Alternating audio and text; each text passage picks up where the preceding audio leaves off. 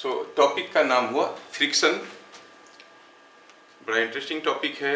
Day to day life में हर जगह ये हमारे सामने टांग आता है। कभी हमारा मदद करता है तो कभी हमारे काम करने में दिक्कत पहुंचाता है ना। चलिए इसके बारे में पहले देखते हैं डिटेल्स में। चैप्टर का नाम हुआ फ्रिक्शन।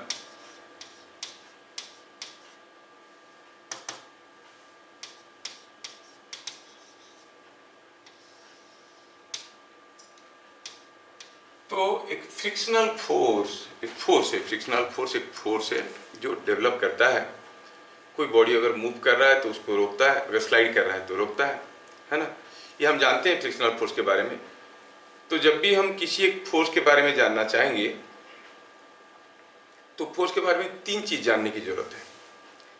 क्या क्या तीन चीज था? कैरेक्टरिस्टिक पहला था, उसका मैग्नीट्यूड क्या है, दूसरा उसका डायरेक्शन क्या है, तीसरा उसका पॉइंट ऑफ एप्लीकेशन क्या है। तो पहले चलो देखते हैं कि फ्रिक्शनल फोर्स कब डेवलप होता है। अगर मैं यहाँ पे अभी चुपचाप खड़ा हूँ तो क्या मेरे पाँव के नीचे फ्रिक्शन है? नहीं है, पाँव के नीचे फ्रिक्शन नहीं है। मैं अगर चुपचाप खड़ा हूँ तो पाँव के नीचे कोई फ्रिक्शन नहीं है। तो फ्रिक्शनल फोर्स होता कब है? पहले लिखेंगे when there is a relative sliding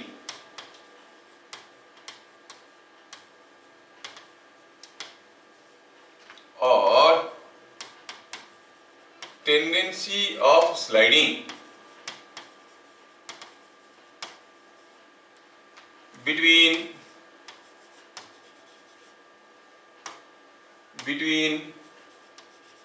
two surfaces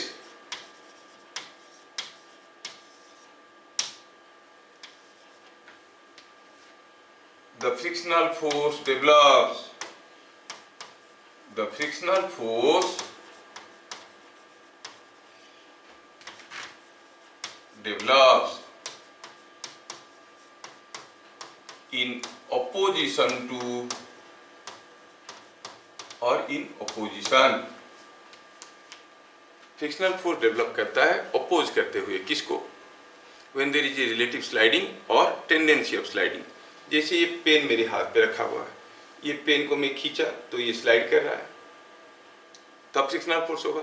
या फिर कभी कभार ये पेन फिसल नहीं रहा है, जैसे ये मेरे हाथ पे ये पेन रखा हुआ है, ये अगर मैं यहाँ पे थोड़ा सा तेल डाल दूंगा तो हो सकता है ये फिसल के ऐसे निकल जाएगा।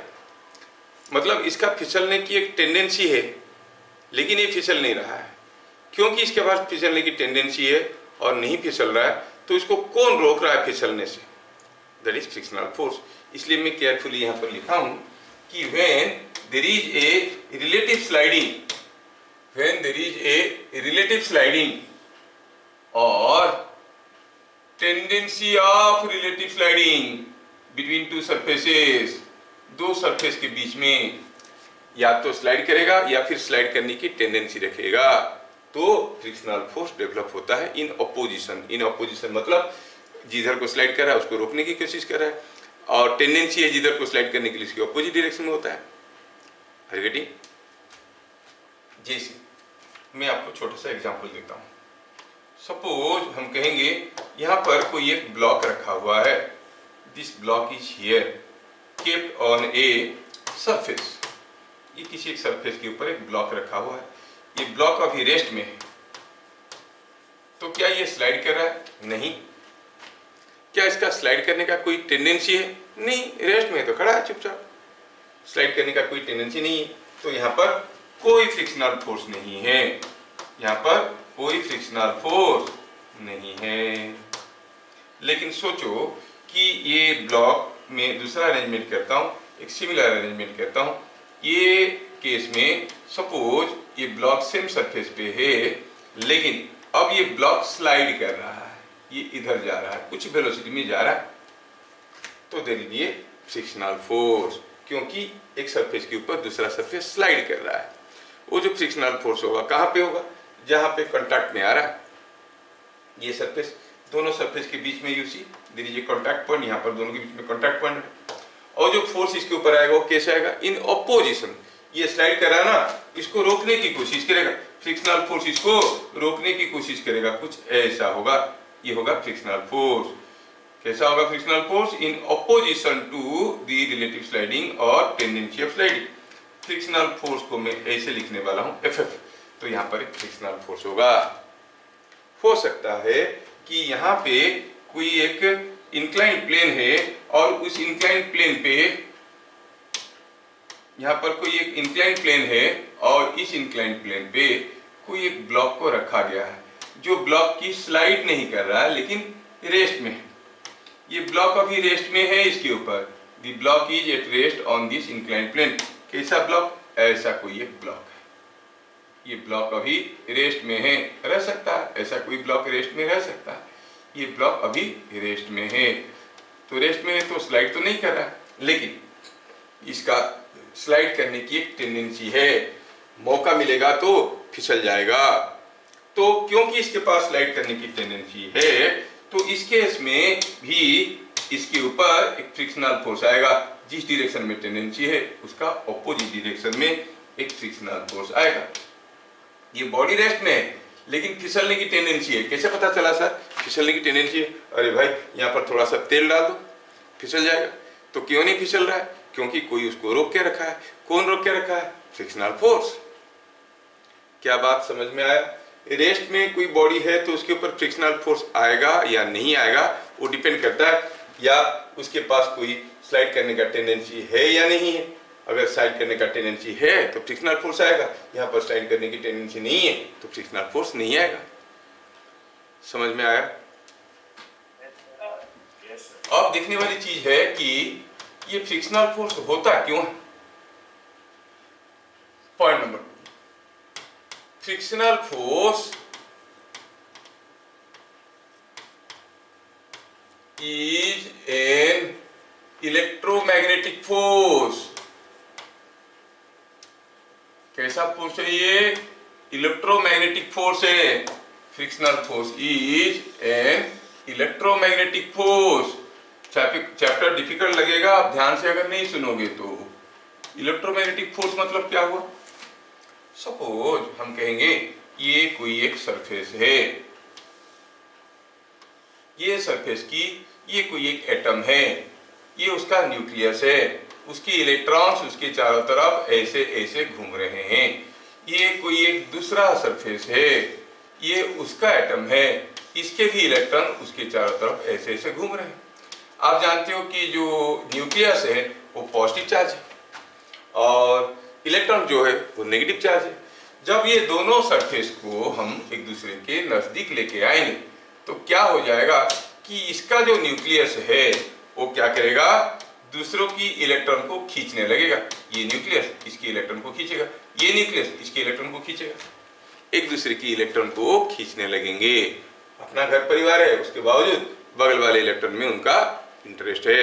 ये न्यूक्लियस इधर वाले इलेक्ट्रॉन को खींचेंगे, ये न्यूक्लियस इधर वाले इलेक्ट्रॉन को खींचेंगे।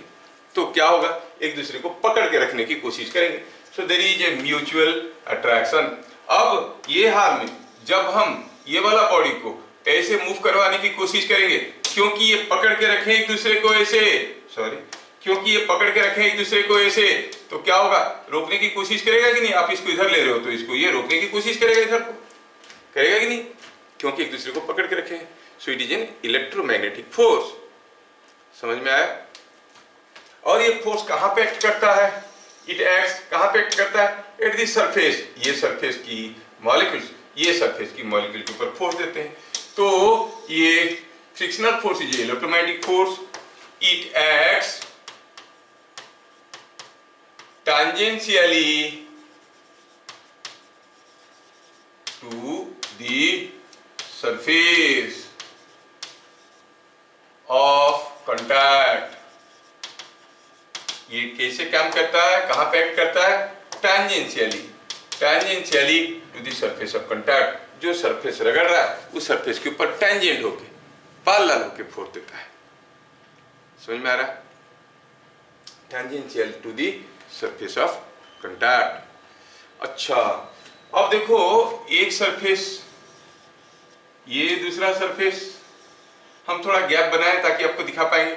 यहाँ का मॉलिक्यूल यहाँ का इलेक्ट्रॉन को खींच रहा है, यहाँ का मॉलिक्यूल यहाँ का इलेक्ट्रॉन को खींच रहा है। जब हम इसको दूर लेने की कोशिश करते हैं तो ये इसको, मान लो मैं इसको इधर लिया, तो ये जो मॉलिक्यूल्स है इसके ऊपर ये वाले सरफेस कैसा फोर्स देगा, इधर को देगा, और ये अगर इसको खींचेगा तो for every reaction there is an equal and opposite reaction, इसकी मॉलिक्यूल को ये इधर को खींचेगा। बात समझ में आया क्या? इसके मॉलिक्यूल्स ये मॉलिक्यूल को इधर खींच रहे हैं, ये मॉलिक्यूल्स इसको इधर खींच रहे हैं। समझ में आया? सो दी फ्रिक्शनल फोर्स, इसके ऊपर जितना फोर्स आएगा इसके ऊपर उतनी ही फोर्स आएगा। That is Newton third law. For every reaction there is an equal and opposite reaction. The two forces, the frictional force on the two surfaces of contact are equal and opposite. The frictional force on the two surfaces of contact are equal and opposite. The frictional forces on the two surfaces of contact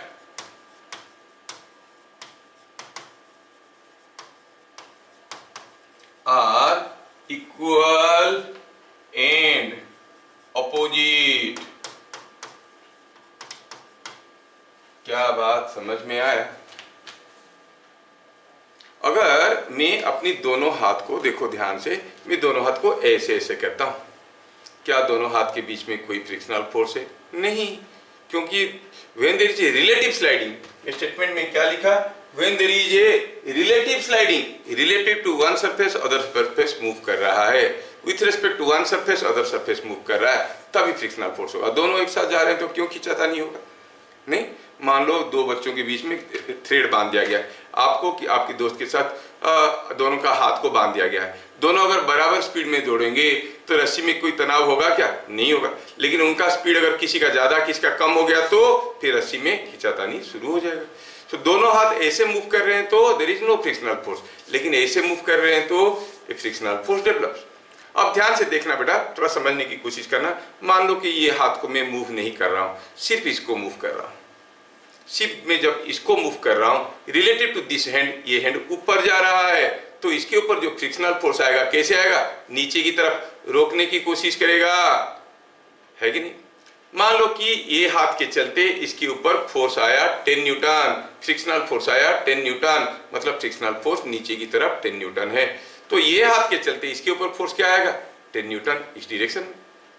दोनों हाथ के ऊपर जो frictional forces आएंगे वो equal and opposite होंगे। ये हाथ पे अगर 10 न्यूटन नीचे की तरफ आया, ये हाथ के ऊपर 10 न्यूटन ऊपर की तरफ होगा। समझ में आ रहा है क्या? तो अगर दोनों फोर्स इक्वल एंड अपोजिट है तो जब हम ऐसे रगड़ते हैं क्या नेट फोर्स जीरो हो जाएगा? नहीं, नेट फोर्स तो तब जीरो होता है जब दोनों फोर्स सेम बॉडी पे एक्ट करते हैं। एक फोर्स तो इस हाथ पे आ रहा है, दूसरा फोर्स इस हाथ पे आ रहा है, they do not cancel out. Newton third law में हम लोग देखें action and reaction are equal and opposite, but they do not cancel out because they act on to different bodies. So the frictional forces on the two surfaces of contact are equal and opposite. क्या बात समझ में आया? अब मैं थोड़ा और एक डायग्राम बना के दिखाऊंगा, आपको बढ़िया समझ में आएगा। Let me give you an example. Suppose हम कहेंगे कि यहाँ पर कोई ऐसा शेप का कोई बॉडी है, बस आपको समझाने के लिए मैं कर रहा हूँ। ऐसा शेप का बड़ा पिकुलियर केस है, ऐसा शेप का कोई बॉडी है यहाँ पे, ये दिखने में कुछ ऐसा है। दूसरा बॉडी कैसा है? दूसरा बॉडी मान लो कि मैं थोड़ा गैप करके बना रहा हूँ ताकि मान लो कि दूसरा बॉडी कुछ ऐसा है, ये है ऐसा। ध्यान से देखना मैं क्या कर रहा हूँ। अभी मैं क्या करता हूं कि ये दोनों बॉडी सब एक दूसरे के साथ कांटेक्ट में है, खाली समझाने के लिए मैं थोड़ा सा गैप बनाया। अब हुआ क्या, इसको मैं क्या किया हूं, किसी एक फ्लोर के ऊपर रखा हूं। मैं जानबूझ के गैप बना रहा हूं ताकि आप देख पाओगे ये सब एक दूसरे के साथ कांटेक्ट में है। यहां पर एक वॉल है। थोड़ा मेरा वाला केस को ध्यान से देखो और समझने की कोशिश करो, ठीक है?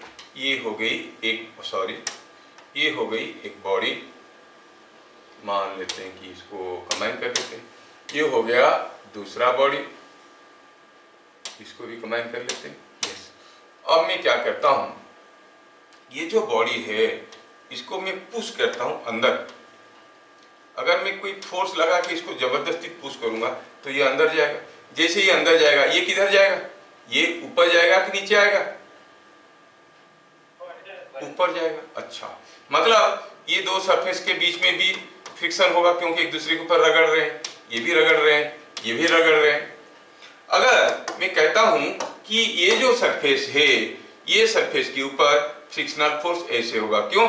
क्योंकि रिलेटिव टू दिस सरफेस ये अंदर जा रहा है, तो इसको रोकने के लिए फ्रिक्शनल फोर्स ऐसे होगा। चलो मानते हैं कि यहाँ पर जो फ्रिक्शनल फोर्स है F1 है, तो ये जो फ्लोर है, फ्लोर के ऊपर भी फ्रिक्शनल फोर्स होगा। कैसे? इक्वल एंड अपोजिट, कुछ ऐसे। कितना फ्रिक्शनल फोर्स? वही F1। रिपीटिंग, अगर मैं कहूं कि ये सरफेस अंदर जा रहा है, ये अंदर जा रहा है, ये वाला सरफेस अंदर जा रहा है, इसके ऊपर फ्रिक्शनल फोर्स कुछ ऐसे होगा, tangent to the surface, call it F2। तो ये वाले सरफेस के ऊपर फ्रिक्शनल फोर्स कैसे होगा? अपोजिट, ऐसे। कितना? वही F2। क्या समझ में आ रहा है? तो बताओ, अब आपके ऊपर टास्क है। ये जो वाल है, वाल के ऊपर भी तो फ्रिक्शनल फोर्स होगा क्योंकि रगड़ रहा है। बताओ, वाल के ऊपर फ्रिक्शनल फोर्स किधर को होगा, अपवर्ड कि डाउनवर्ड? सोचो सोचो सोचो सोचो। अब देखो, ये जो पॉइंट है, ये पॉइंट विथ रिस्पेक्ट टू वाल किधर जा रहा है? ये ऊपर जा रहा है, क्योंकि अंदर घुसेगा तो ये ऊपर जाएगा। इसके ऊपर जो फ्रिक्शनल फोर्स होगा वो नीचे की तरफ होगा, कॉल इट F3। और ये जो F3 इसके ऊपर आया, कौन दिया? वाल दिया। तो वाल के ऊपर जो फ्रिक्शनल फोर्स होगा वो भी F3 होगा, लेकिन ऊपर की तरफ। आप लोग एकदम सही बताए, वाल के ऊपर फ्रिक्शनल फोर्स अपवर्ड हुआ, इसके ऊपर फ्रिक्शनल फोर्स डाउनवर्ड हुआ। So at every surfaces of contact, the frictional forces are equal and opposite. क्या बात समझ में आया? देख, ये आपको फ्रिक्शनल फोर्स का डायरेक्शन बताने में मदद किया। तो हमें फ्रिक्शनल फोर्स का दो तीन चीज जानना है, कि मैग्नीट्यूड, एक डायरेक्शन, एक point of application. Point of application तो पता चल गया, कैसा है वो? Tangent to the surface. Direction क्या हुआ? ऑपोजिट टू दी स्लाइडिंग और टेंडेंसी ऑफ स्लाइडिंग, है ना। अब बात रह गया मैग्नीट्यूड का। मैग्नीट्यूड ऑफ फ्रिक्शनल फोर्स क्या होता है, कैसे होता है मैग्नीट्यूड ऑफ फ्रिक्शनल फोर्स? ठीक है, बात कर रहे हैं अभी हम लोग मैग्नीट्यूड ऑफ फ्रिक्शनल फोर्स का, लेकिन उससे पहले हमें एक नया टर्म सीखना है। चलिए एक टर्म लेते हैं, limiting frictional force.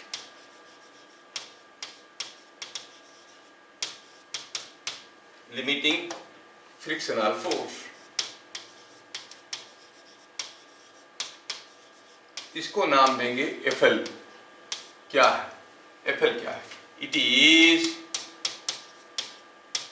The maximum frictional force, maximum frictional force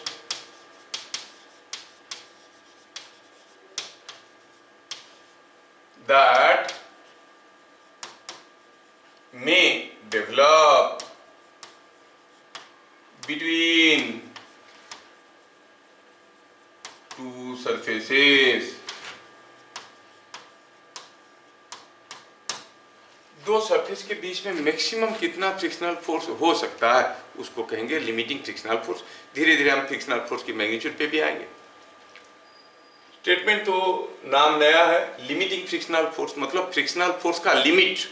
कौन सा लिमिट? अपर लिमिट, मैक्सिमम कितना हो सकता है। अच्छा, चलो थोड़ा इसको फील करते हैं।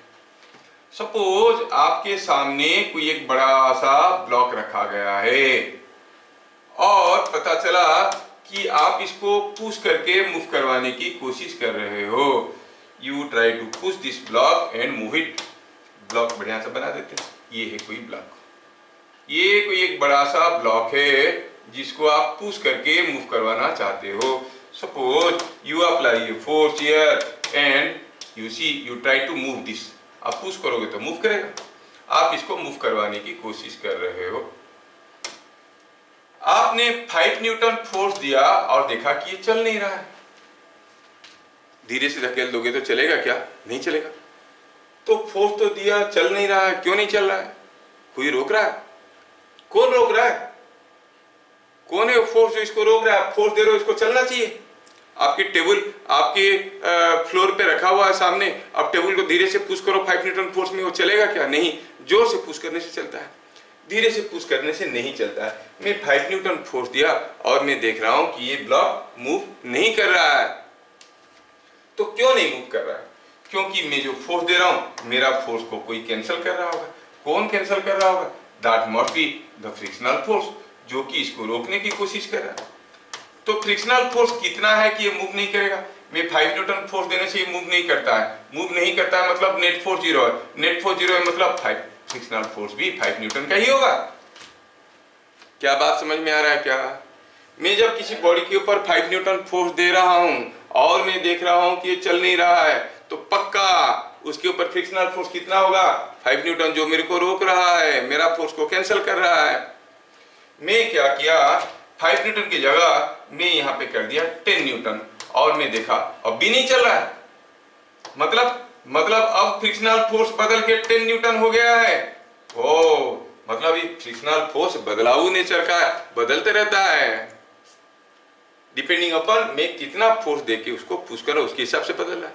5 न्यूटन दिया, थोड़ा सा फोर्स दिया, चल नहीं रहा है, और थोड़ा दिया तभी नहीं चल रहा है। पहला केस में फ्रिक्शनल फोर्स 10 न्यूटन था, अब हो गया 5 न्यूटन था, अब हो गया 10 न्यूटन। मैं फ्रिक्शनल फोर्स और मेरा फोर्स को मैं और बढ़ाया, इसको मैं कर दिया 20 न्यूटन, तब भी मैं देखा कि ये चल नहीं रहा है, मतलब फ्रिक्शनल फोर्स 20 न्यूटन है। तो फ्रिक्शनल फोर्स तो बदल रहा है, ये खुद ही अपने आप को एडजस्ट कर लेता है, जिसको कहते हैं सेल्फ एडजस्टिंग फोर्स।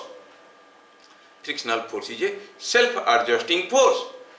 मैं 20 न्यूटन दिया, ये चल नहीं रहा है, मतलब the frictional force must be equal to 10 newton, sorry 20 newton, इसीलिए चल नहीं रहा है। अब मैं क्या किया, गुस्से के मारे फोर्स को और बढ़ाया, और कितना बनाया, मैं इसको बनाया 21 न्यूटन। तो मैं देखा कि धीरे धीरे चलने लगा, मतलब 20 न्यूटन तक ये मेरे को रोक लेता था। कौन? Frictional force. मैं 21 न्यूटन किया तो मेरे को रोक नहीं पाया, मतलब ये दोनों सरफेस के बीच में मैक्सिमम फ्रिक्शनल फोर्स कितना होगा?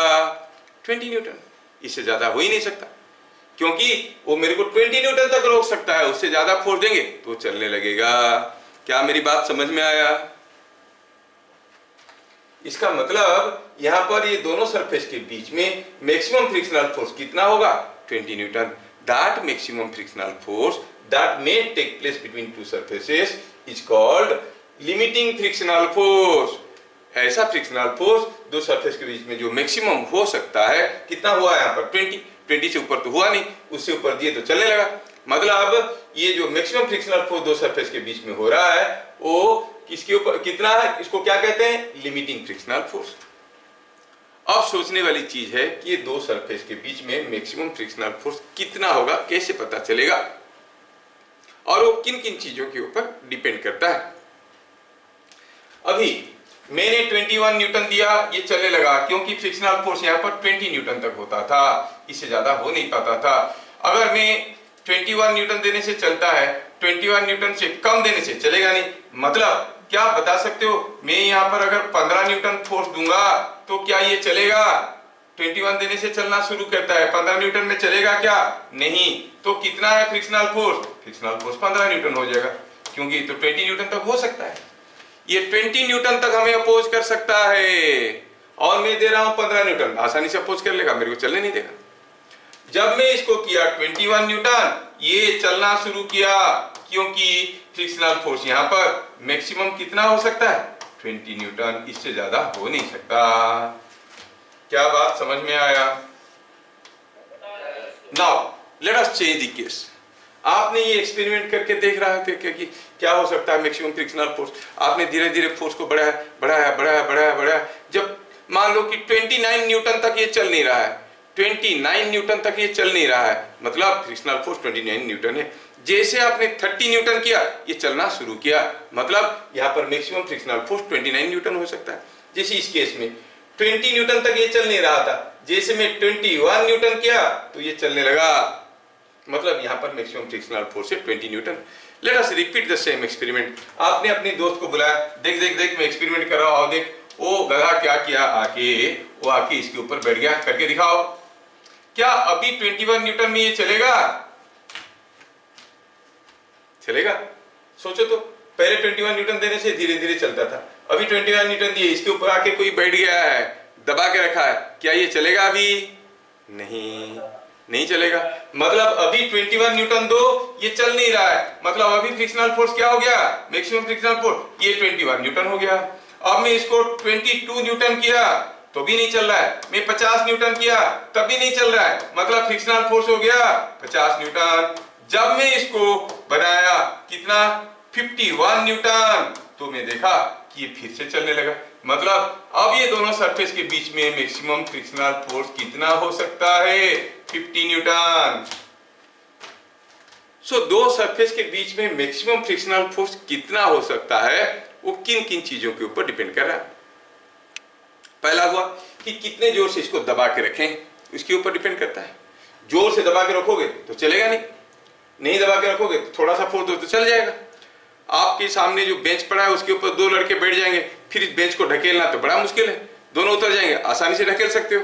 मतलब कितना जोर से दबा के रखें उसके ऊपर डिपेंड करता है। कितने जोर से दबा के रखें, ये तो आर्ट्स वाला लैंग्वेज हुआ। साइंस में क्या कहेंगे, क्या है उसके ऊपर नॉर्मल रिएक्शन। नॉर्मल रिएक्शन क्या है? आप जितने जोर से दबाओगे नॉर्मल रिएक्शन तो उतनी ज्यादा आएगा। So the maximum frictional force depends upon the normal reaction between the two surfaces. ये R जितना ज्यादा होगा maximum frictional force, limiting frictional force उतना ही ज्यादा होगा। Limiting frictional force is proportional to R. समझ में आया? जितने ज्यादा जोर से दबा के रखोगे उतनी ज्यादा मैक्सिमम फ्रिक्शनल फोर्स की वैल्यू होगा। मैक्सिमम फ्रिक्शनल फोर्स में बार बार बोल रहा हूं समझाने के लिए कि that is what is called the limiting frictional force, FL का वैल्यू उतना ज्यादा होगा जब आर ज्यादा होगा। खाली उतना नहीं, ये फिर डिपेंड करता है कि ये कौन सा मटेरियल है, ये कौन सा मटेरियल है। सपोज हम कहेंगे कि ये कोई एक आइस ब्लॉक है और ये कोई कंक्रीट फ्लोर है, तो सेम नॉर्मल रिएक्शन में ये आसानी से मूव कर जाएगा। लेकिन मान लो कि ये रबर का ब्लॉक है और ये कंक्रीट फ्लोर है, अब सेम नॉर्मल रिएक्शन के लिए सेम फोर्स इसको मूव नहीं करवा पाएगा, क्योंकि अलग अलग मटेरियल हो गया तो दो मॉलिक्यूल के बीच में जो फोर्स था वो फोर्स भी बदल गया। तो इसका मतलब ये हुआ कि the limiting frictional force depends upon two things, one is the normal reaction, दूसरा nature of the two surfaces in contact. क्या मेरी बात समझ में आया? ये तो लिमिटिंग फ्रिक्शनल फोर्स दो चीजों के ऊपर डिपेंड करता है। पहला हुआ एक किसके ऊपर डिपेंड करता है? The normal reaction between the two surfaces, it depends on the normal reaction between the two surfaces, between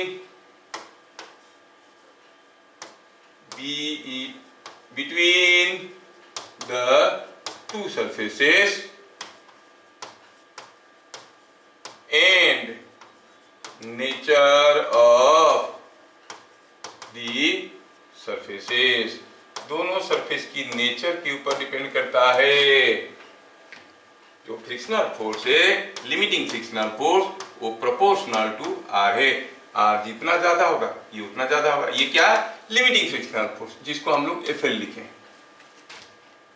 और ये कांस्टेंट ऑफ प्रोपोर्शनलिटी क्या है? कांस्टेंट ऑफ प्रोपोर्शनलिटी है ये FL is equal to mu into R. ध्यान से देखना, मैं म्यू लिख रहा हूं, म्यू दिखने में ऐसा होता है। कैसे बोलते हैं? म्यू। समझ में आया? बिल्ली को भी मालूम है फ्रिक्शन के बारे में, तुम लोगों को मालूम नहीं। बिल्ली हरदम म्यू म्यू करता ही नहीं करता है। हाँ देखो, तो फ्रिक्शनल फोर्स क्या हो गया? Mu into R. इसमें जो म्यू है वो म्यू क्या है? Where R is normal reaction between the two surfaces. Mu क्या है? इसको कहते हैं कोएफिशिएंट ऑफ फ्रिक्शन। किसके ऊपर डिपेंड करता है? Mu depends on nature of two surfaces. और क्योंकि FL is equal to mu R है, तो म्यू का वैल्यू क्या हो गया? FL by are. यूनिट क्या हो गया? ऊपर भी न्यूटन नीचे भी न्यूटन, एक दूसरे को खा जाएंगे, तो ये यूनिट लेस है, डायमेंशन लेस है। म्यू का कोई यूनिट नहीं है, कोई डायमेंशन नहीं है, क्योंकि it's a ratio of the forces. समझ में आया क्या? कोई पूछेगा what is the unit of mu? कोई यूनिट नहीं है। डायमेंशन? यूनिट नहीं, डायमेंशन कहाँ जाएगा, है कि नहीं? It is a unit less dimension less quantity. वो आपको एग्जाम में पूछेंगे, right give an example of a unit less dimension less quantity, you से कोएफिशिएंट ऑफ फ्रिक्शन, है ना? ये हो गया। क्या यहां तक की चीजें सबको समझ में आया?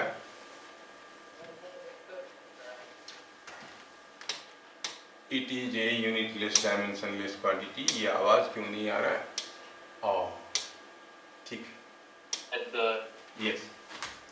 क्या मैं आपको समझा पाया लिमिटिंग फ्रिक्शनल फोर्स क्या है? Yes sir. लेकिन जो फ्रिक्शनल फोर्स है वो कुछ अलग है। ये लिमिटिंग फ्रिक्शनल फोर्स क्या है? कितना मैक्सिमम हो सकता है, कितना मैक्सिमम हो सकता है, लेकिन है कितना वो डिपेंड करता है कि बॉडी का स्टेटस क्या है।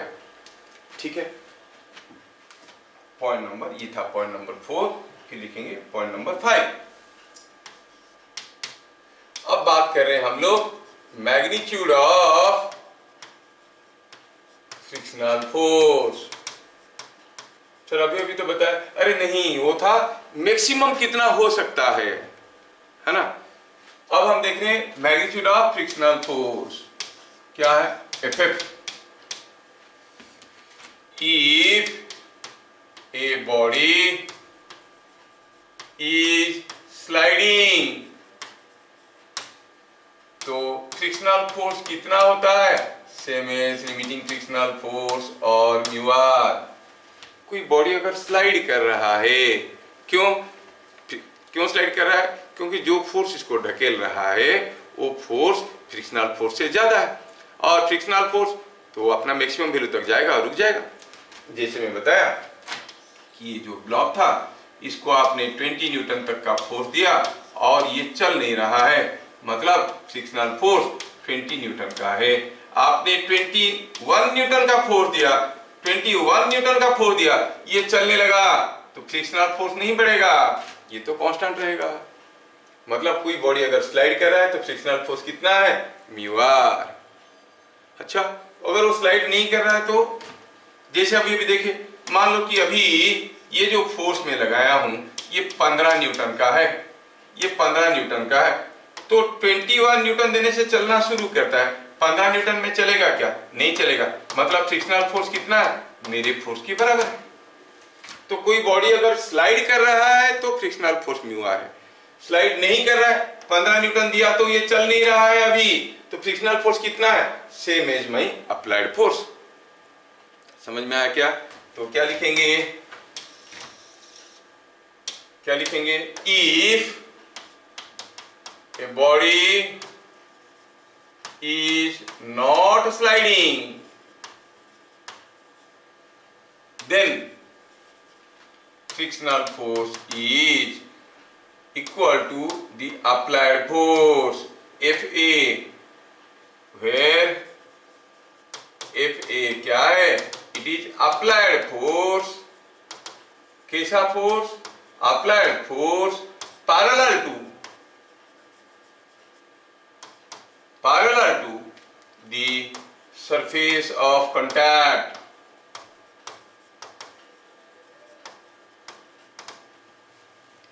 Parallel to the surface of contact. और ये जो फोर्स है, अगर बॉडी स्लाइड नहीं कर रहा है, it must be less than limiting frictional force. ये लिमिटिंग फ्रिक्शनल फोर्स से कम होगा। कोई बॉडी रेस्ट में कब रहेगा? जब आपका applied force limiting frictional force से कम है। ज्यादा होगा तो चलने लगेगा, है ना? बड़ा खतरनाक कंसेप्ट वाली चीजें, बड़ा कंफ्यूजिंग है, ध्यान से नहीं सुनोगे तो लगेगा कि क्या हो गया। चलिए, अगर आपको समझ में आया, बस आपको फील करवाने के लिए मैं एक दो क्वेश्चन करता हूं। यहाँ पर कोई एक ब्लॉक रखा हुआ है, चलो मानते हैं कि ब्लॉक है, यहाँ पे रखा हुआ है। ये ब्लॉक को किसी एक सरफेस पे रखा गया है, जिस सरफेस पे हमें बताया गया कि म्यू का वैल्यू है 0.5, और ये ध्यान रहे कि म्यू का वैल्यू ऑलमोस्ट सारे केसेस में म्यू का वैल्यू लेस देन होता है, लेस देन 1 होता है। Usually mu is less then 1, लेकिन देयर आर सम केसेस जहां पर म्यू का वैल्यू 1 से भी ज्यादा होता है, लेकिन आपको सारे न्यूमेरिकल में म्यू का वैल्यू लेस देन 1 मिलेगा। यूजुअली म्यू का वैल्यू लेस देन 1 होता है। अब मान लो कि यहाँ पर म्यू का वैल्यू 0.5 है, ये 5 kg का ब्लॉक है, मैं इसके ऊपर कोई फोर्स नहीं लगाया, कोई फोर्स नहीं लगाया, मतलब अप्लाइड फोर्स कितना है? 0। नॉर्मल रिएक्शन कितना है? क्या है नॉर्मल रिएक्शन? यहाँ पर नॉर्मल रिएक्शन तो वेट के बराबर होगा, कितना हो जाएगा? 5g। यहाँ पर लिमिटिंग फ्रिक्शनल फोर्स कितना हो सकता है? इन दोनों सरफेस के बीच में मैक्सिमम फ्रिक्शनल फोर्स कितना हो सकता है? Mu into R. Mu into R मतलब हम कहेंगे म्यू इंटू आर। म्यू का वैल्यू है 0.5, आर का वैल्यू है 50, ये 50 है, तो हो गया कितना? 25 न्यूटन। यहाँ पर मैक्सिमम फ्रिक्शनल फोर्स हो सकता है 25 Newton. What is the frictional force? क्या आपको ये दोनों चीजों में अंतर समझ में आ रहा है? एक होता है कितना मैक्सिमम हो सकता है, दूसरा है कितना है। समझ में आ रहा है? एक है फ्रिक्शनल फोर्स कितना है, दूसरा है कितना मैक्सिमम हो सकता है। तो फ्रिक्शनल फोर्स कितना है, क्योंकि ये बॉडी चल रहा है क्या? नहीं चल रहा है, ये बॉडी रेस्ट में है। अगर ये बॉडी रेस्ट में है तो आप कहोगे फ्रिक्शनल फोर्स इज 0, क्योंकि उसके ऊपर कोई स्लाइडिंग टेंडेंसी नहीं है, कोई उसको ढकेल नहीं रहा है, तो ये रेस्ट में है। क्या बात समझ में आया? ये चलिए, मैं अब केस बदलता हूं और थोड़ा दिमाग लगाना, समझने की कोशिश करना। ऐसा चीजें कोई आपको पूछेंगे नहीं, लेकिन नहीं समझोगे तो फिर रट्टा मार के पास करना पड़ेगा, जो हमें पसंद नहीं है। बिना समझे चीजों को एक्सेप्ट करना, बिना फील की एक्सेप्ट करना गंदी चीज। I repeat the case. अब मैं क्या किया, ये चीज को फिर से मैं ऐसे लिया और पता चला कि मैं इसके ऊपर एक फोर्स लगा रखा हूं, कितना से 10 न्यूटन का। Now I repeat the case again. आपको सोचना है कि ये बॉडी रेस्ट में रहेगा कि चलेगा। यहां पर अप्लाइड फोर्स कितना है, कोई बताएगा क्या? What is the applied force? Applied force किसको कहते हैं? The force parallel to the surface of contact. जिस सरफेसेस कांटेक्ट में उनको पैरेलल होके क्या फोर्स है? क्या है? 10 न्यूटन। तो अभी अप्लाइड फोर्स 10 न्यूटन है। अच्छा, नॉर्मल रिएक्शन ये तो वही होगा, ये 5g है, ये r है, तो r विल बी 5g और 50 न्यूटन। अच्छा, तो यहाँ पर लिमिटिंग फ्रिक्शनल फोर्स क्या है, मतलब कितना मैक्सिमम हो सकता है? आप कहोगे म्यू आर, जो कि अभी हम निकाले थे कि 25 न्यूटन है। यहाँ पर मैक्सिमम हो सकता है 25 न्यूटन। क्या ये फ्रिक्शनल फोर्स यहाँ पे मैक्सिमम हो सकता है 25 न्यूटन? मतलब मुझे 25 न्यूटन तक वो मुझे अपोज कर सकता है। मैं लगा रहा हूं 10 न्यूटन, क्या ये चीज चलेगा? Will it move or not move? No, it will not move. तो क्या देखे हम लोग? Applied force is less than limiting frictional force, body does not move, the body does not move।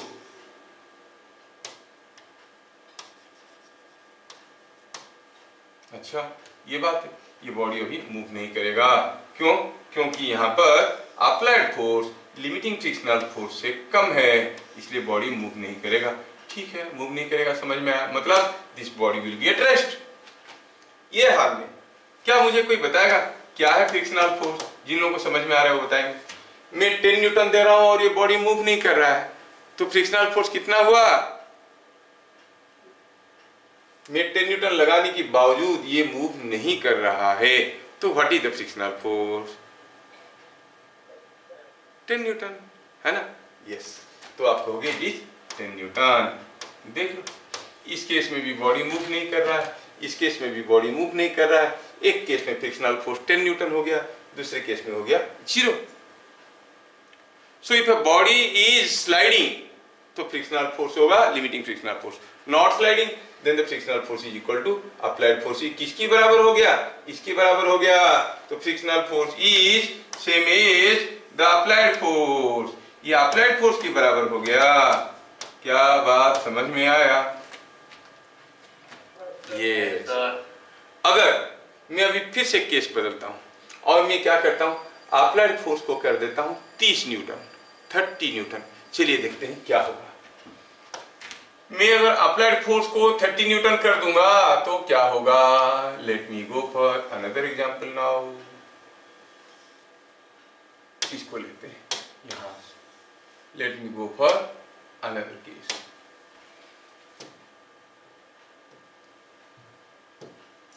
अब मैं तीसरा केस लेता हूं, फिर मैं आपको एक केस दूंगा करने के लिए। अब मैं क्या किया, यहां पे 10 न्यूटन की जगह मैंने लगाया 30 न्यूटन।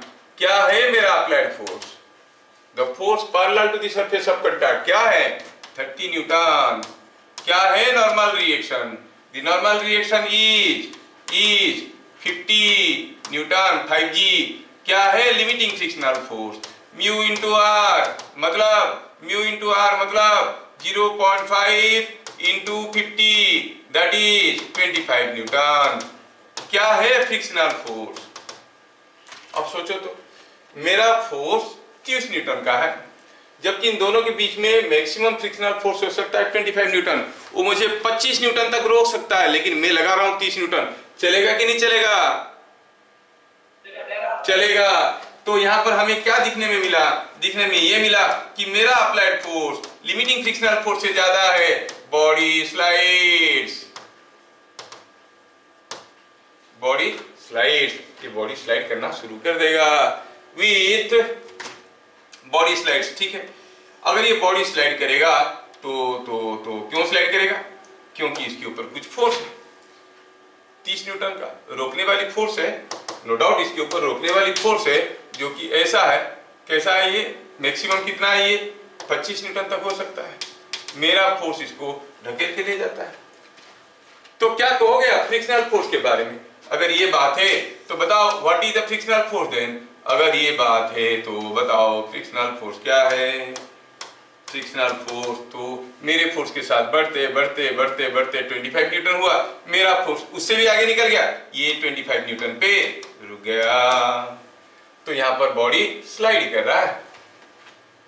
जैसे बॉडी स्लाइड करने लगा, पता चला फ्रिक्शनल फोर्स कितना वैल्यू पे आ गया? मैक्सिमम वैल्यू पे आ गया, लिमिटिंग वैल्यू पे आ गया। अंडरस्टैंडिंग कि स्टैंडिंग अंडर ऊपर से जा रहा है कि समझ में आ रहा है? हाँ, आउटस्टैंडिंग नहीं, ठीक। तो जो चीजें समझ में आया, थोड़ा इन चीजों को लिखते हैं। जो चीजें समझ में आया वो सारा चीजों को लिखते हैं, थोड़ा इंपोर्टेंट पॉइंट बना के। फैक्ट्स जो हमारे सामने आया,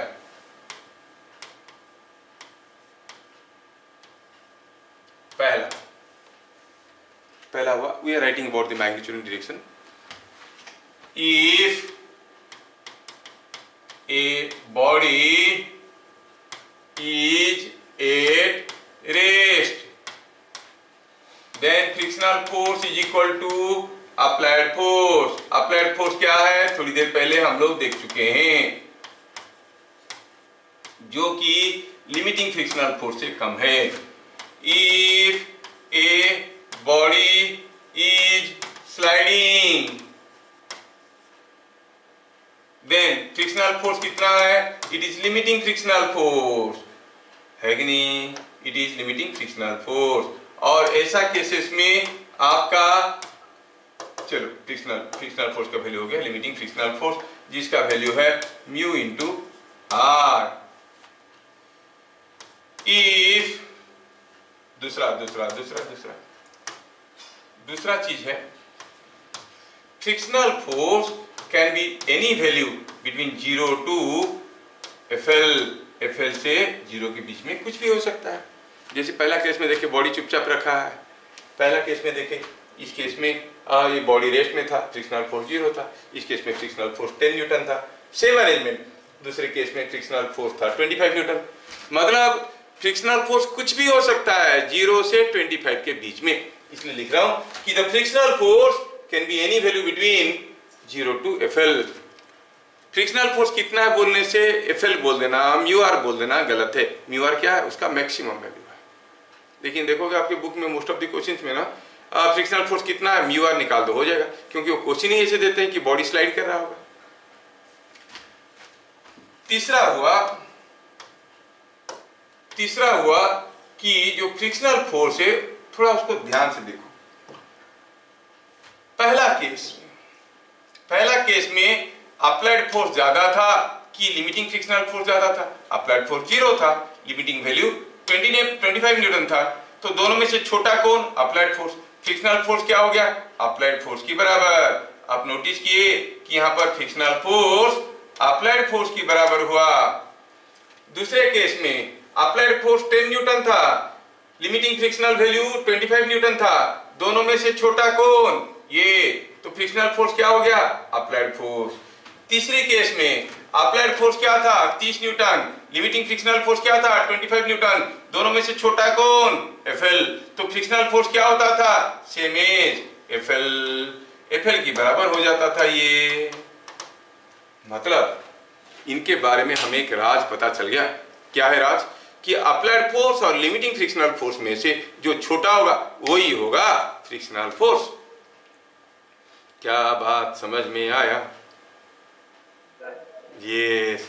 तो ये चीज हमें याद रखना है।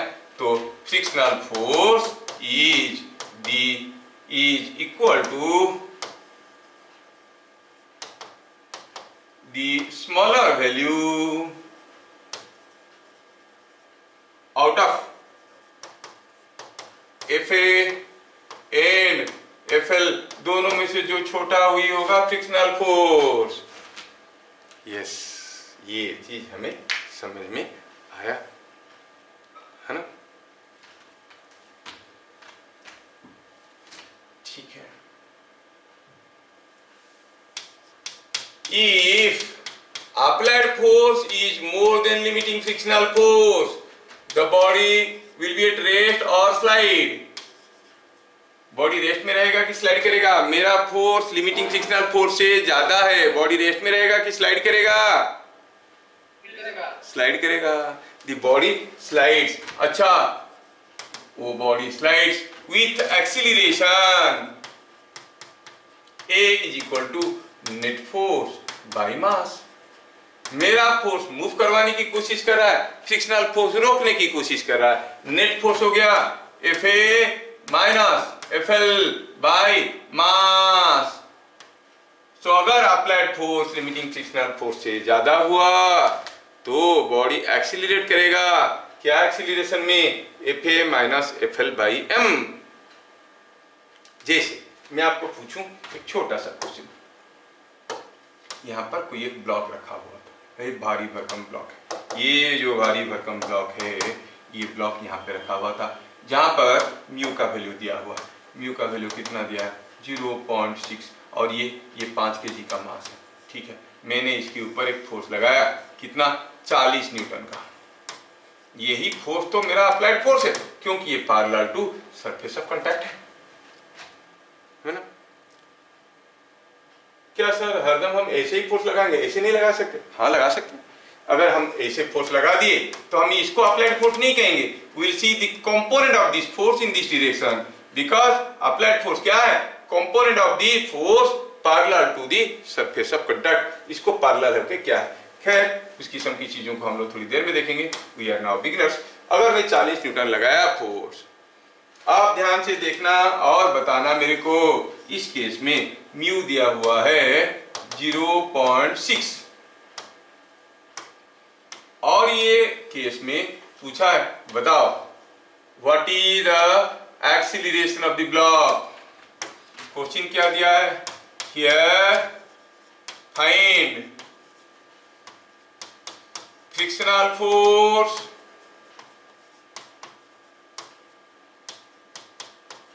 Acceleration of block. हमें तो मालूम नहीं ये ब्लॉक रेस्ट में है कि चल रहा है। पूछा एक्सीलरेशन मतलब मूव कर रहा होगा, वैसे हमें मालूम नहीं है, क्योंकि अगर रेस्ट में है तो फ्रिक्शनल फोर्स अप्लाइड फोर्स के बराबर होता है, स्लाइड कर रहा है तो frictional force limiting frictional force के बराबर होता है। ठीक है, इतना सारा थ्योरी है ना, I can not repeat every theory again and again. आपको ध्यान से सारा चीज सुनने की और समझने की क्षमता रखना चाहिए। तो सॉल्यूशन शुरू करते हैं। अच्छा, हियर आर क्या है?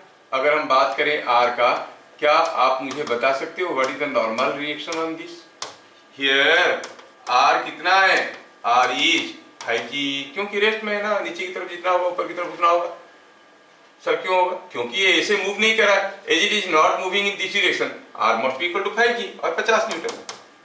हाँ, लिमिटिंग फ्रिक्शनल फोर्स कितना है? Mu R. ये कितना मैक्सिमम हो सकता है?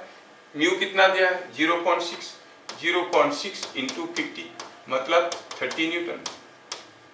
तो यहां पर मैक्सिमम फ्रिक्शनल फोर्स हो सकता है 30 न्यूटन, मैं दे रहा हूं 40 न्यूटन। क्या लग रहा है आपको, ये रुकेगा कि चलेगा? रुकेगा कि चलेगा? क्यों तुम लोग आवाज नहीं आ रहा है? बाकी लोग क्यों देख रहे हैं बैठ के? चलेगा सर। तो बाकी लोग क्यों नहीं बोल रहे? हाँ, तो पता चला माइक खत्म हो गया। अच्छा ठीक है, ठीक है। तो हियर आप कहोगे applied force is more than limiting frictional force, so the body slides. Body अगर स्लाइड करेगा तो उसके ऊपर फ्रिक्शनल फोर्स क्या होगा? Limiting frictional force. Limiting frictional force मतलब अभी तो थोड़ी देर पहले निकाले, कितना था वो? 30 न्यूटन का। आप कहोगे ये 30 न्यूटन है, मतलब इस बॉडी के ऊपर फ्रिक्शनल फोर्स 30 न्यूटन का हुआ। पूछा था what is the frictional force, आप कहोगे 30 न्यूटन, खत्म कहानी। दूसरा बीट में पूछा है बताओ एक्सीलरेशन। अब एक्सीलरेशन क्या होगा? मेरा फोर्स माइनस रोकने वाली फोर्स बाई मास। मेरा force 40 newton, frictional force 30 newton, mass 5 kg, is not it 2 metre per second square. क्या बात समझ में आया? Yes sir. Yes, this body will now accelerate with 2 metre per second square. क्या friction chapter आपको पूरा सीधा लग रहा है जलेबी की तरह कि डिफिकल्ट लग रहा है? इस वीडियो को बार बार देखना, एक बार में समझ में नहीं आता है। बहुत सारे कंसेप्चुअल चीजें हैं, काफी बच्चे इसमें काफी मिसकंसेप्शन भी डेवलप कर लेते हैं। तो फ्रिक्शनल फोर्स हो गया कितना? एक्सीलरेशन हो गया 2 मीटर पर सेकंड स्क्वायर। ठीक है, चलिए आपके लिए एक दूसरा क्वेश्चन करते हैं। On a surface mu is equal to 0.4, a block was thrown on the surface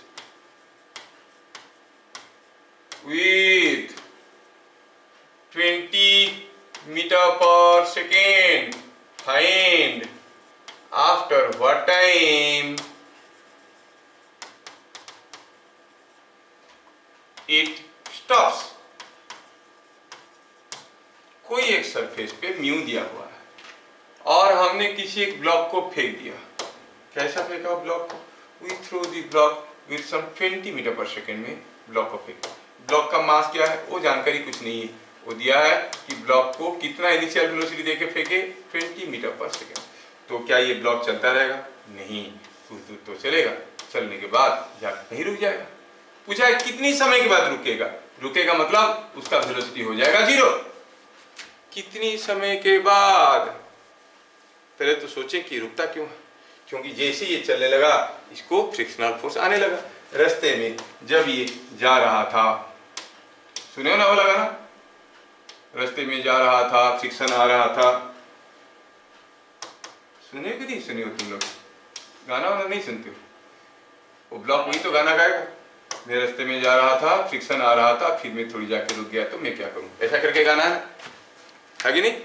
तो ये ब्लॉक जा रहा था, फ्रिक्शन आ रहा था, आके यहाँ पर रुक गया। तो ये स्लाइड कर रहा था। जब ये स्लाइड कर रहा था, क्या आप बता सकते हो फ्रिक्शनल फोर्स क्या है? जब वो स्लाइड करता है वो एफएल के बराबर होता है। नहीं, अब ये ब्लॉक का मास कितना है? मास तो दिया नहीं है। अच्छा, मास नहीं दिया तो नॉर्मल रिएक्शन कैसे पता करेंगे? अगर नॉर्मल रिएक्शन पता नहीं करेंगे तो एफएल कैसे पता करेंगे? एफएल क्या था? FL was mu into are.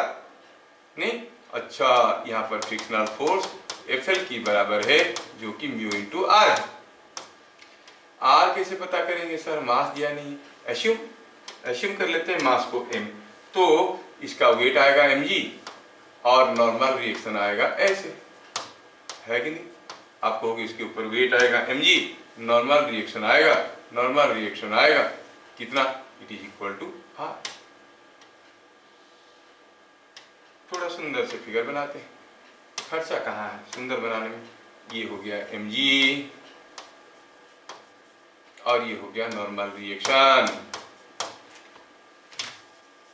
Here R कितना है? What is the value of R? R कितना है? It is same as mg। Here R is equal to mg। और लिमिटिंग फ्रिक्शनल फोर्स क्या है? वो तो फ्रिक्शनल फोर्स है। लिमिटिंग फ्रिक्शनल फोर्स के बराबर है कितना है? Mu R. अच्छा, ये सब ऐसा खेल है, ठीक है। ये हो गया म्यू आर। अब ये जो ब्लॉक आगे जा रहा था उसको रोकने की कौन कोशिश कर रहा है? Frictional force. तो ये एक्सीलरेट करेगा कि रिटार्डेशन करेगा? अरे ये जा रहा था इधर, फ्रिक्शनल फोर्स आ रहा है उल्टा, तो धीरे धीरे स्लो हो जाएगा, रिटार्डेशन होगा। तो आप कहोगे एक्सीलरेशन क्या है? सर रिटार्डेशन होगा। अरे हाँ, एक्सीलरेशन क्या है? माइनस कितना? Force by mass. अच्छा, it is mu R by M, है कि नहीं? आर कितना है? mg, so it is mu, sorry यहाँ पर एक माइनस साइन को छोड़ दिया, माइनस ऑफ, क्योंकि रिटार्डेशन है तो एक्सीलरेशन को नेगेटिव लिखेंगे, is equal to minus mu mg by m। ओ, m मालूम नहीं था लेकिन कैंसिल हो गया, क्या मिला? माइनस म्यू जी। सो क्या होगा इसका एक्सीलरेशन? माइनस म्यू जी, मतलब रिटार्डेशन होगा म्यू जी। ओ, अब हमें इनिशियल वेलोसिटी मालूम है, 20 मीटर पर सेकंड में फेंके थे, रुकेगा मतलब फाइनल वेलोसिटी 0 है। रिटार्डेशन मालूम है, क्या हम टाइम नहीं निकाल सकते? v equal to u plus at वाला फॉर्मूला लगाओ, t आपको मिल जाएगा। So by equation of uniform acceleration आपको मिलेगा यहाँ पे कि आपका v equal to u plus at से पता चल जाएगा। इसको थोड़ा सजा के लिखता हूँ, यहाँ पे जगह नहीं है, ये ऐसा है। तो आप कहोगे v is equal to u plus at। v तो 0 था, u था 20, a था माइनस म्यू जी और t तो t है, इससे t पता करना है। तो क्या लिखेंगे? ऐसे लिख सकते हैं हम, म्यू जी t को इधर ले आओ तो मिलेगा म्यू जी t, माइनस था ना, इधर आएगा तो प्लस हो जाएगा, इधर आ जाएगा तो प्लस हो जाएगा। Mu G t is equal to 20, तो t का वैल्यू क्या हुआ? 20 बाई म्यू जी। म्यू कितना था? Mu mu mu mu mu mu mu था 0.4, जी कितना है? 10, 0.4 इंटू 10 हो गया 4, 20 बाई 4 क्या हो गया? 5 सेकेंड्स। तो ये कितने समय के बाद रुकेगा?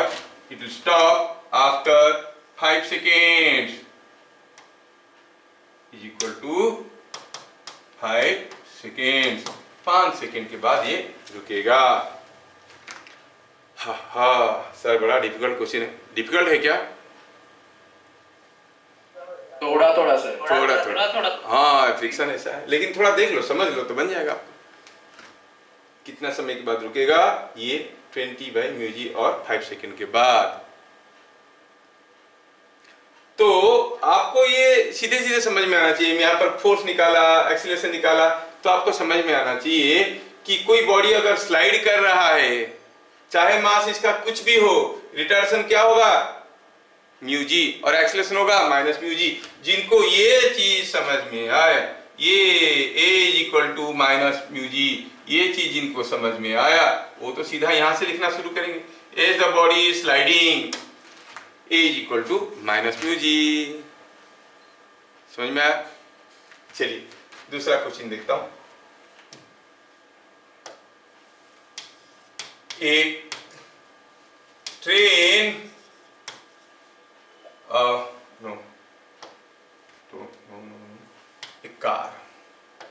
a car was moving with 25 meter per second। ठीक है। If mu between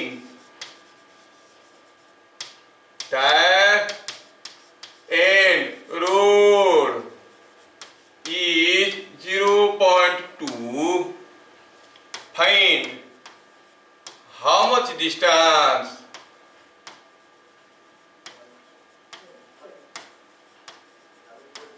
it moves by applying brakes।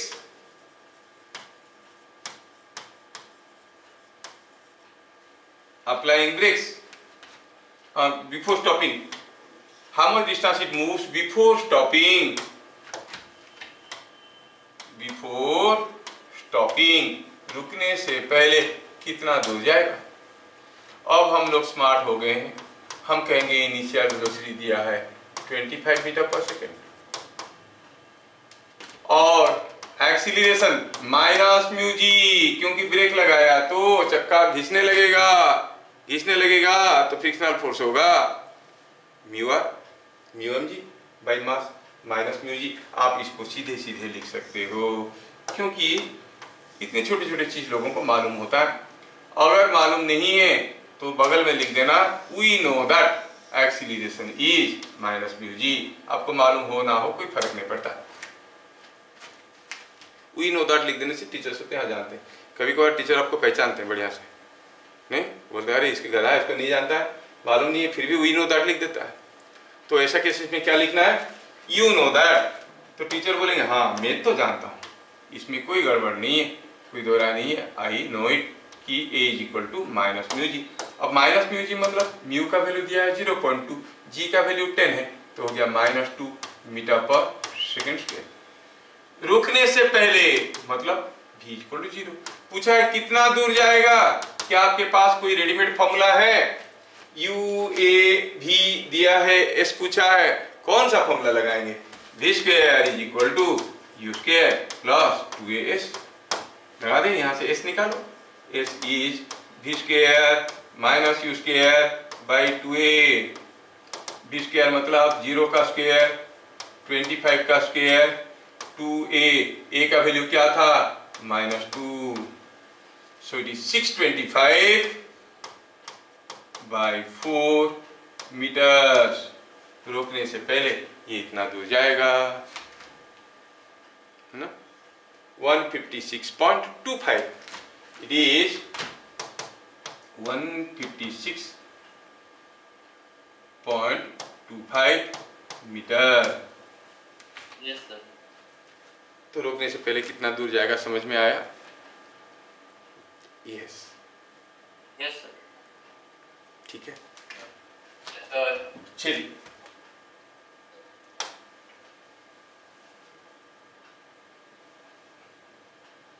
आज की मेरी क्लास कितने बजे तक है? 6:30 बजे तक है। ठीक है, लेट्स यस सर। देखो नेक्स्ट यहाँ पर कुछ एक कंसेप्चुअल चीजें देखते हैं। व्हाट इज इजी, पुलिंग और पुशिंग। आप कोई ब्लॉक ऐसे रखा है, ये ब्लॉक को मैं पुश कर रहा हूं। पहला केस में थोड़ा सा सुंदर सा बना देते हैं, ये ब्लॉक गंदा दिख रहा है, ये कोई एक ब्लॉक है, इस ब्लॉक को मैं अब मूव करवाना चाहता हूं।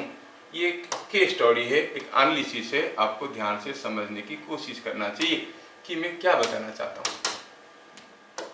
ये ब्लॉक को मैं पुश कर रहा हूं, कैसे? कुछ ऐसे, ये ब्लॉक को मैं ऐसे पुश कर रहा हूं, ठीक है। ये ब्लॉक का मास कितना है, m। यहाँ पर फ्रिक्शनल कोएफिशिएंट कितना है, न्यू। और मैं कैसे पुश कर रहा हूँ, सपोज मैं इसको पुश कर रहा हूँ कुछ एंगल में पुश कर रहा हूँ। कितना एंगल में पुश कर रहा हूँ, थीटा एंगल में। मूव कितना फोर्स लगाएंगे कि ये चलना शुरू करेगा। क्या निकालना चाहते हैं, to find the value of F for which the block just starts moving.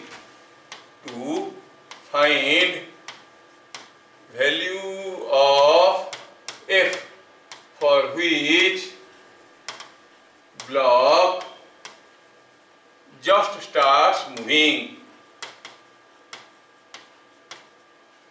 Block just starts moving.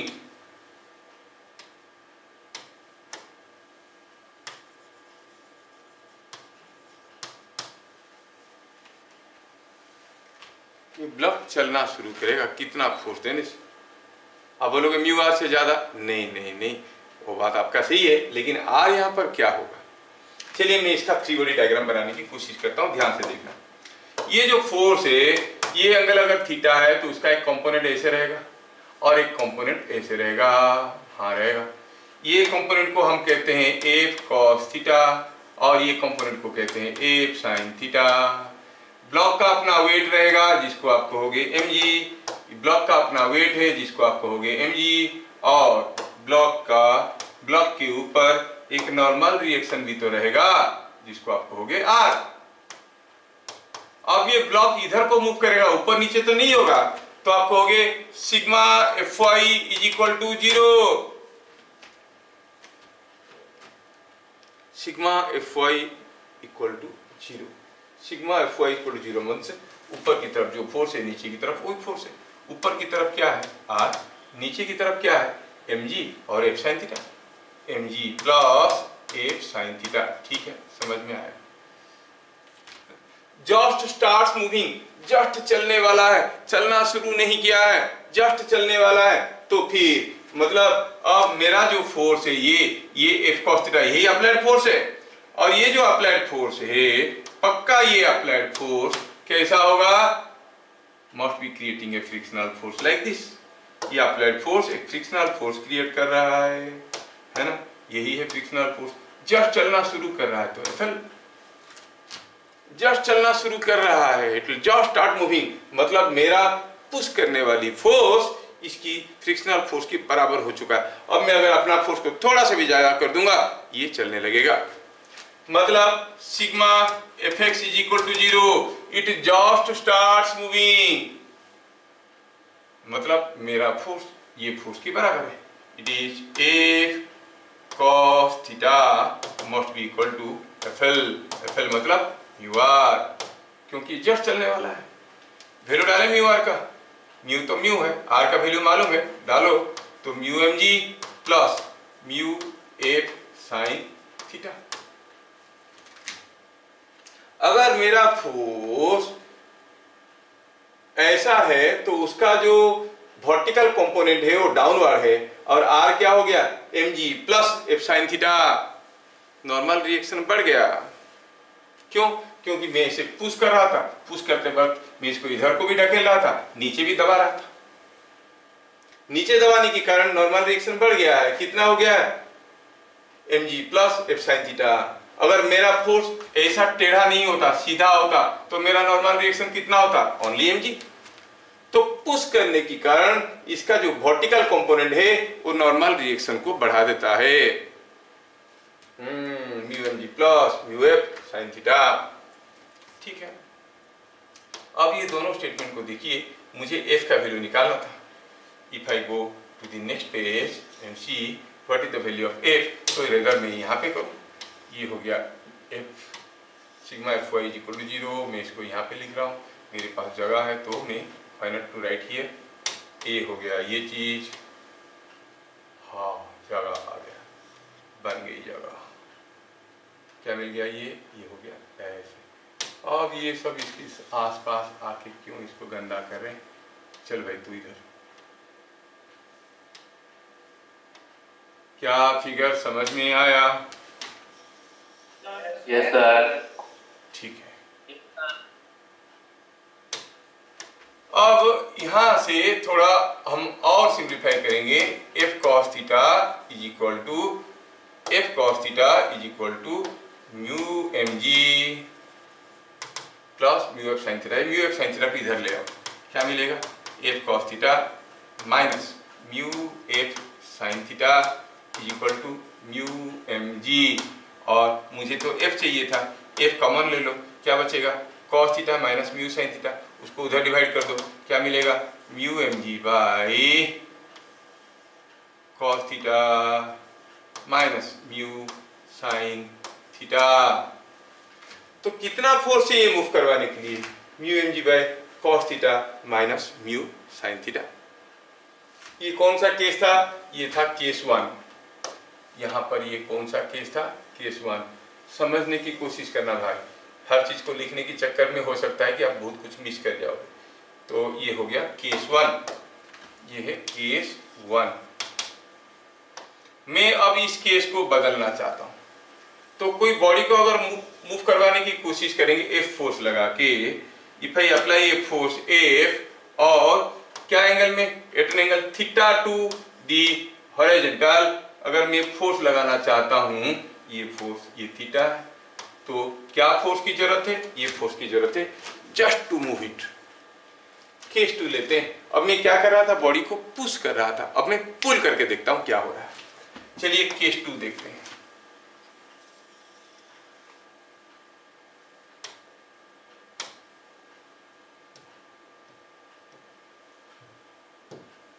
Now I want to go for case 2।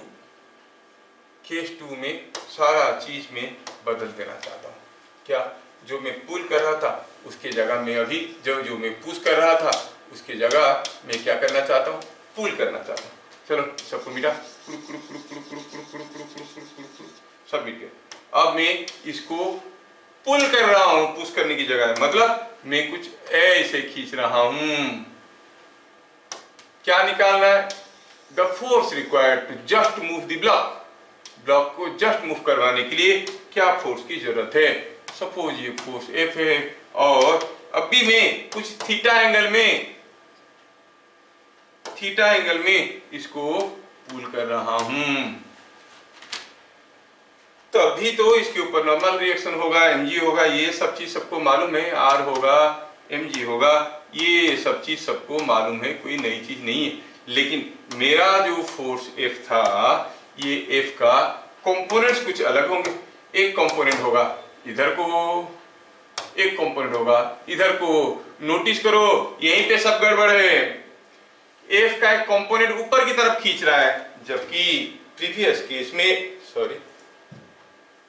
Case में F का कोई कंपोनेंट इसको नीचे की तरफ दबा रहा था, देख रहे हो?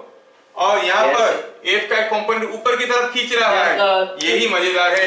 ये फोर्स है F साइन थीटा और ये है F cos theta.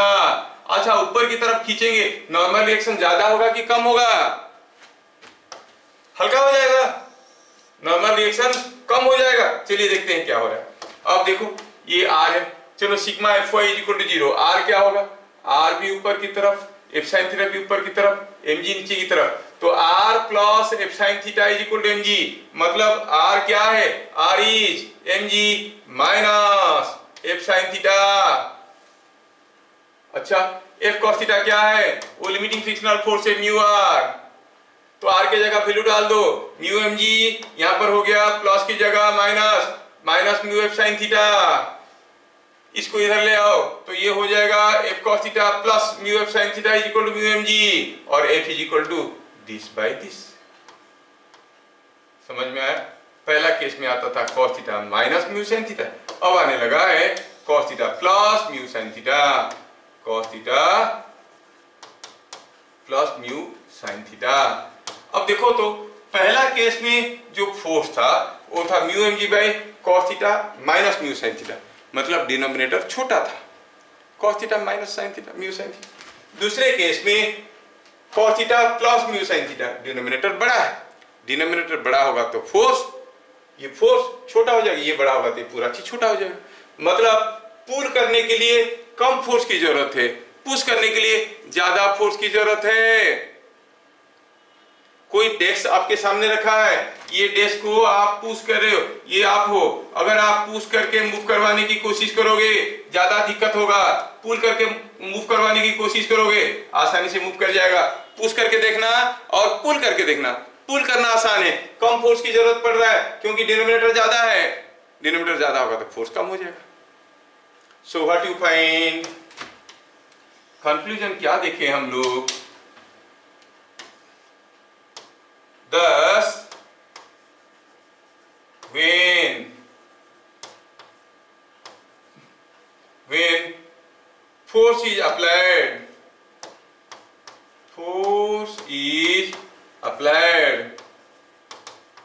at certain angle to horizontal, when force is applied at certain angle to horizontal, what is easy, pushing और pulling, क्या easy है, पुशिंग इजी हुआ कि पुलिंग इजी हुआ? अरे पुल करने के लिए कम फोर्स की जरूरत है, पुश करने के लिए ज्यादा फोर्स की जरूरत है। यस, पुलिंग इजी जी। thus when force is applied at certain angle to horizontal, at certain angle to horizontal,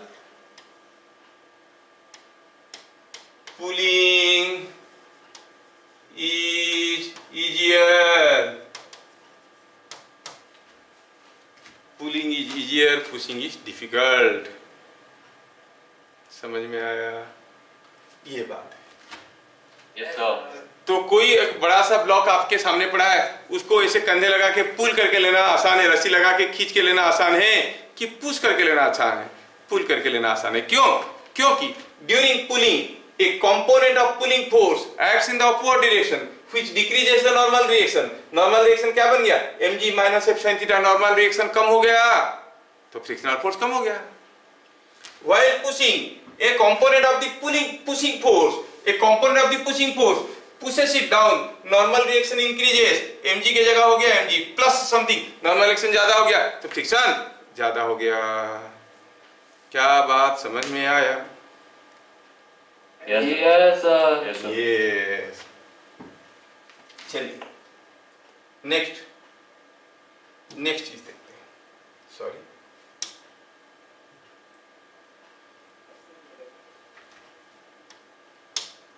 चलो देखते हैं frictional force on an inclined plane.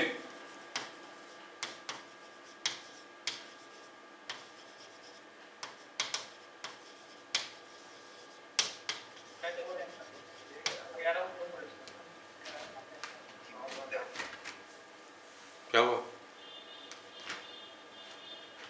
Frictional force on an inclined plane.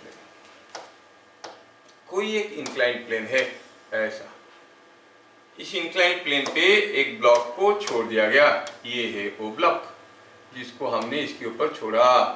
अब दो चीज हो सकता है, या तो ये ब्लॉक स्लाइड करके नीचे आएगा या फिर नहीं आएगा। हो सकता है ब्लॉक यहाँ पर रुक गया क्योंकि बहुत रफ था, या फिर स्लाइड करके आ गया। दो केस ही तो हो सकता है। दोनों केस में फ्रिक्शनल फोर्स क्या होगा? ये हो गया कोई इंक्लाइंड प्लेन, और इस इंक्लाइंड प्लेन पे हुआ यूं है कि यहाँ पर कोई एक ब्लॉक रखा है m, और मान लो कि यहाँ पर कोएफिशिएंट ऑफ फ्रिक्शन न्यू है, और मान लो कि एंगल थीटा है। आप जानते हो कि ये जो ब्लॉक का वेट है वो वेट ऐसे एक्ट करता है नीचे की तरफ, और हमारे न्यूमेरिकल सॉल्विंग के लिए हम वेट को दो कंपोनेंट में रिजर्व कर सकते हैं। एक कंपोनेंट होता है कुछ ऐसा, दूसरा कंपोनेंट होता है ऐसा, और mg का ये वाला कंपोनेंट होता है mg sin थीटा, ये वाला कंपोनेंट होता है mg cos थीटा, ये हम जानते हैं। और ब्लॉक के ऊपर नॉर्मल रिएक्शन भी तो आ रहा होगा, ये चलो मैं ये x एक्सिस मानता हूं, ये y एक्सिस मानता हूं, है ना। तो यहां पर अगर कोई मुझे पूछेगा भैया बताओ कि what is applied force, that is force parallel to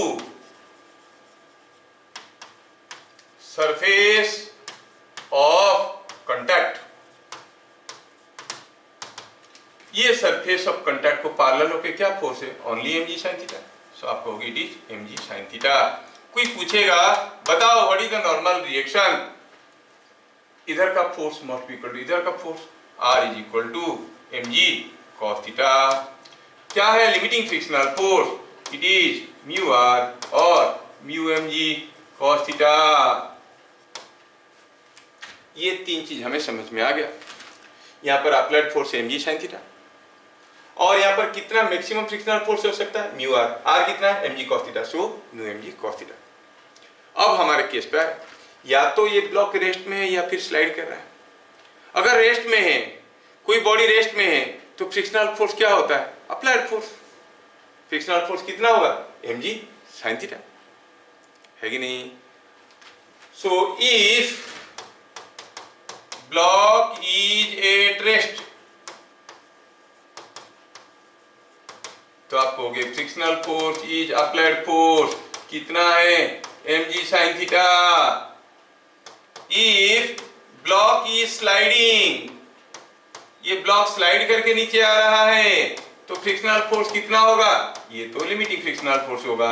जब भी कोई बॉडी स्लाइड करता है frictional force limiting frictional force के बराबर होता है।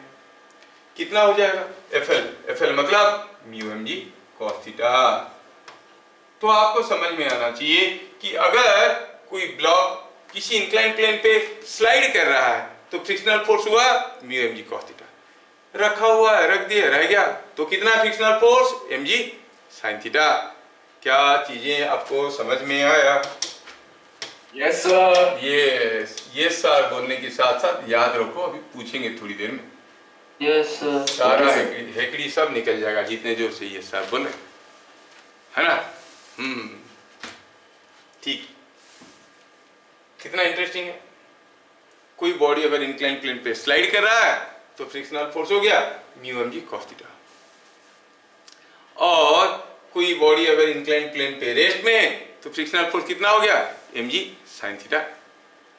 ठीक है, इसके बाद मुझे काफी ज्यादा चीजें दिखाना है आपको। एक तो हुआ what is angle of repose, है ना, और क्या है एंगल ऑफ फ्रिक्शन, ये सारी चीजें देखना है। फिर काइनेटिक फ्रिक्शन क्या है दिखाना है, और variation of frictional force with applied force वो भी ड्रॉ करके देखना है। वो सारा चीज हम लोग एक एक करके देखेंगे नेक्स्ट एपिसोड।